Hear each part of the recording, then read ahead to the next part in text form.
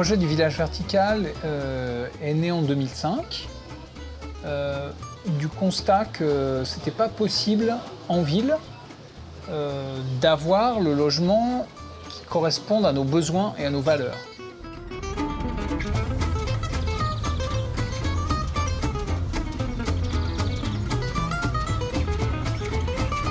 Si on veut vivre avec des relations intéressantes entre voisins, si on veut se passer de voiture en ville, si on veut vivre avec un minimum d'écologie, avec un peu d'espace vert, avec un minimum de confort sans excès, ça n'existe pas a priori dans le marché immobilier.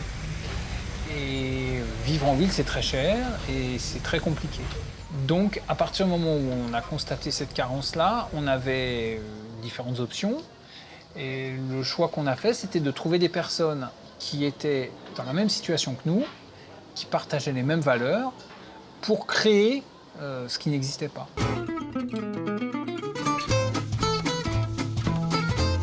Bonjour, je m'appelle Xavier, je suis coopérateur au sein du village vertical. Voici ma fille Colline.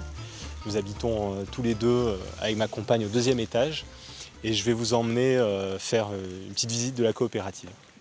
Allons-y. Ici on est dans la première coopérative d'habitants de France. Voilà, les coopératives d'habitants, il en existe dans d'autres pays, c'est déjà un modèle d'habitat bien développé en Suisse, au Québec, en Scandinavie.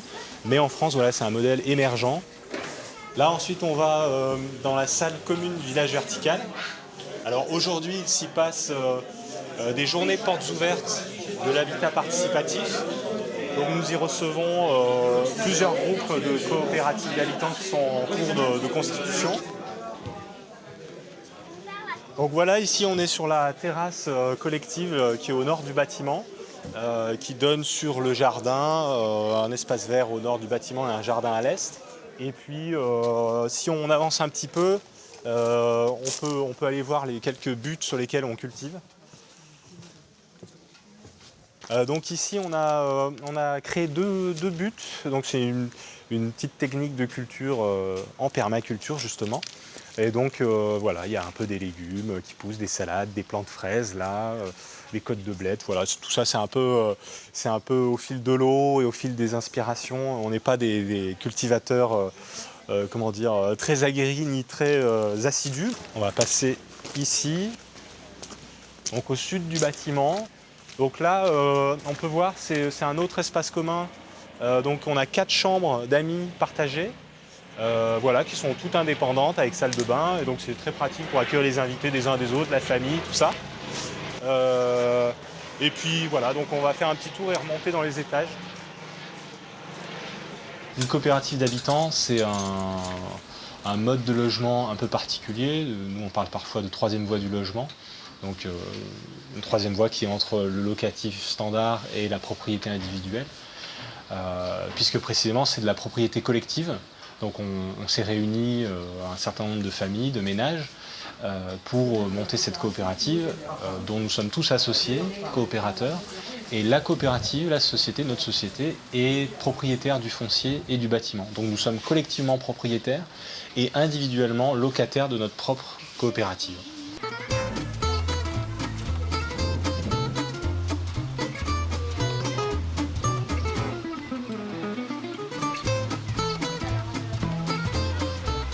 C'est une forme d'habitat non spéculatif, donc on s'interdit par le montage juridique et financier de spéculer sur les logements et sur le foncier, parce qu'il y a une ambition derrière ça de dire que le logement c'est un bien commun, donc de sortir le logement de la spéculation.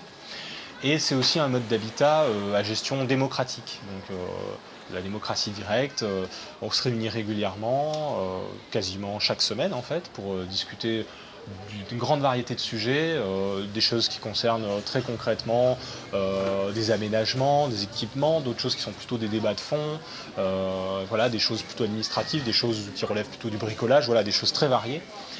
Et donc on se réunit chaque semaine pour échanger, débattre, décider.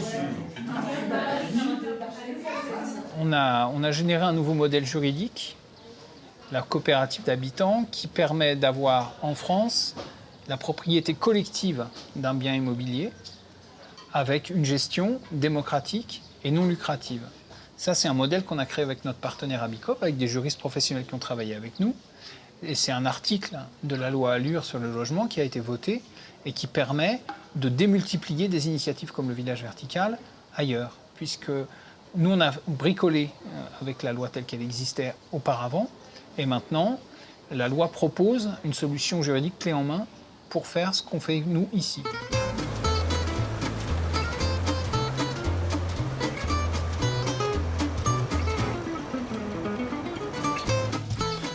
Je m'appelle Patrick et je suis futur habitant de la coopérative d'habitants Chamarelles-les-Barges qui sera située sur la commune de Vaux-en-Velin.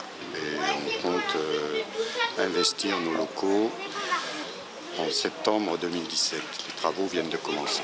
On s'est dit comme ça, comme une boutade au départ, on va se construire notre propre maison pour vieillir ensemble autrement.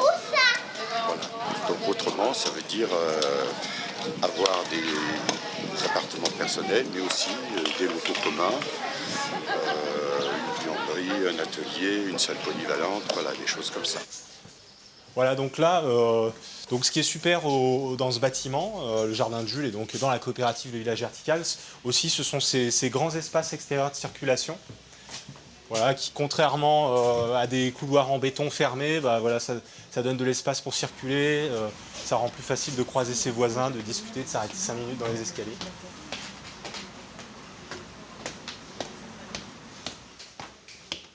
Salut Julien, ça va? Vivre ensemble dans la bienveillance avec ses voisins, ça nous paraît quelque chose de naturel et normal. Et c'est vrai que on n'a pas ça, on n'a pas toujours ça là où on est. Bon, moi j'habite dans une copropriété où depuis 15 ans, il y a 60 logements, je connais 3 personnes, quoi. Je pense que ce lieu permet de vivre ensemble parce que déjà il y a une volonté commune de le faire et que ça permet d'agir sur plusieurs points, que ce soit de se voir, de se parler dans les escaliers, ce qu'on ne fait pas toujours dans un logement classique, et puis sur des choses un peu plus profondes ou personnelles, de pouvoir échanger avec d'autres personnes qu'on ne rencontrerait pas forcément ailleurs, dans un autre cadre. C'est un immeuble qui a été conçu par 2 cabinets d'architectes que nous avons nous-mêmes choisis en partenariat avec un promoteur. Donc, ces cabinets d'architectes, ce sont Arborescence et Détry & Lévy, 2 cabinets lyonnais. Nous, en tant que coopérateurs, nous avons pu participer à la conception du bâtiment et à la conception des logements. Donc, nous avons été présents aux réunions pour échanger sur le choix des matériaux, le choix des différents systèmes de chauffage, etc. Ici, nous sommes dans un bâtiment qui est un système constructif un peu particulier, qui est un système bois et béton, voilà, qui a été mis en œuvre pour l'instant sur peu de bâtiments, moins d'une dizaine à peu près, et qui permet d'avoir une bonne isolation aussi, puisque c'est un bâtiment isolé par l'extérieur. C'est un bâtiment qui répond aux normes BBC, bâtiment basse consommation, qui a aussi un label Habitat et Environnement. C'est un bâtiment qui a 2 chaufferies, une chaudière à granulés bois et une chaudière d'appoint au gaz. Nous avons sur la toiture une centrale photovoltaïque de 36 kW de puissance, sur à peu près un tiers de la toiture, qui est reliée au réseau électrique. Bonne fin de journée, Xavier. Salut. Salut Marius. Au revoir. Pour moi, vivre ensemble, c'est un pléonasme. C'est-à-dire que si on n'est pas ensemble, on ne vit pas.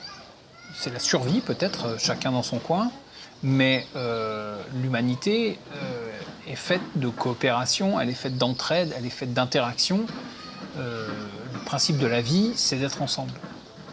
Donc, ce qu'on fait, nous, ici, c'est simplement favoriser la dimension collective qui a été beaucoup brisée par la manière de concevoir la ville, par la manière de concevoir le logement, de concevoir tous les liens sociaux. C'est-à-dire qu'on fait des villes où tout est individualisé au maximum, et puis on organise une fois par an la fête des voisins.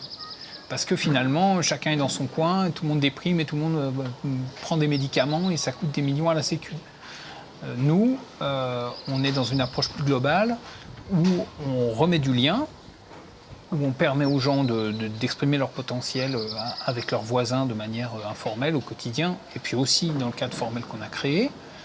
Et en même temps, on est dans quelque chose où chacun a son chez-soi, chacun a son logement, chacun peut fermer sa porte, chaque famille vit comme elle l'entend, et on n'est pas du tout dans un système communautaire où tout le monde partage tout le temps, et où il n'y a pas de repère entre la vie privée et la vie collective. C'est un projet que j'ai rejoint pour des raisons principalement écologiques. Et puis au fil du temps, ça s'est transformé en un lieu de partage, d'échange et un moyen de construire une vie avec une dimension collective. En fait, l'ambition, c'est aussi de faire émerger un mouvement des coopératives d'habitants en France, puisque ce mouvement existe dans d'autres pays, au Québec, en Scandinavie, en Suisse. Et notre ambition avec Abicop, c'est de contribuer à faire émerger ce mouvement en France. Et effectivement, il y a d'autres coopératives d'habitants qui sont en train de se monter. Il y en a sur l'agglomération lyonnaise, par exemple Chamarel à Vaux-en-Velin, le chantier est déjà en cours. La coopérative Abricop à Toulouse, le chantier est déjà en cours aussi. La coopérative du groupe du 4 mars sur le plateau de la Croix-Rousse à Lyon, etc., etc. Donc voilà, c'est un mouvement qui commence à s'amorcer au niveau national. Voilà, et on a, modestement, nous, le village vertical, on essaie de contribuer à cette émergence-là, déjà en réalisant notre propre aventure, en la faisant tenir dans le temps, en la faisant vivre, et puis aussi en partageant notre expérience comme on le peut.